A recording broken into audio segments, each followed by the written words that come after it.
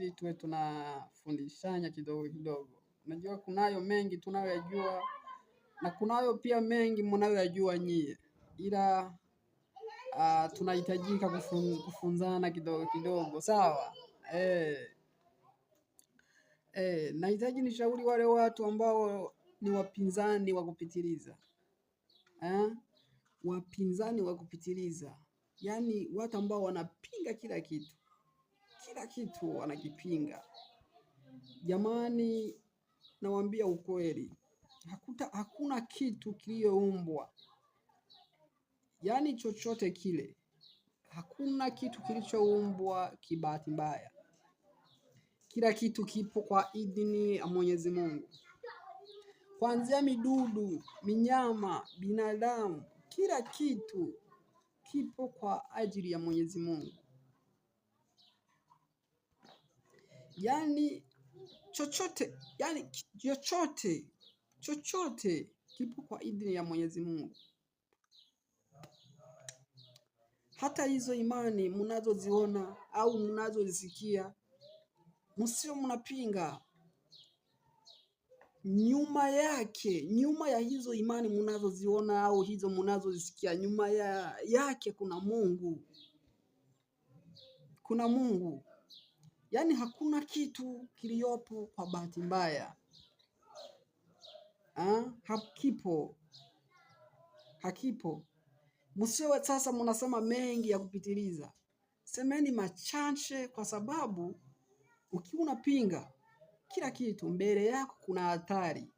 Yaani kuna hatari. Kuna hatari kubwa sana. Sasa nawashauri jamani, Mungu haongozi watu kwa vikundi. Mungu anaongoza mtu binafsi. Ndio maana unakuta huyu unapenda hivi, mwingine anapenda hivi. Yaani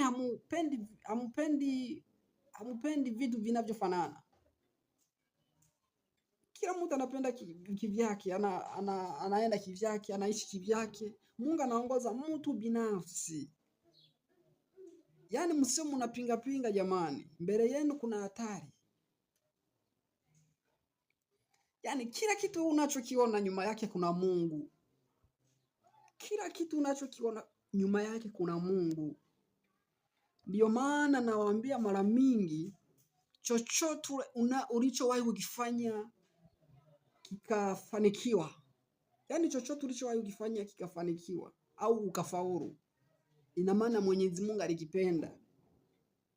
Alikipendelea. Sasa msio mnapinga kila kitu jamani. Kwa sababu chochote mnachokiona nyuma yake kuna Mungu. Mungu kakipenda hivyo kilivyo. Sawa? Hata huyo shetani mnayomsema kwamba ni adui ya binadamu. Huyo shetani ana kazi yake maalum aliyopewa na Mwenyezi Mungu. Ana kazi. Hakuna kiumbe kiliopo dunia hii ambacho hakina kazi. Hakina kazi ambayo inapendwa na Mungu. Kila kiumbe kilipewa na kazi na Mwenyezi Mungu. Ndio maana hakikuumbwa kwa bahati mbaya. Kipo kwa maana fulani, kwa lengo fulani. Sawa? Kila kiumbe kina haki ya kuishi na kina haki ya kufanya kinavyotaka. Ila nyuma yake kuna Mungu.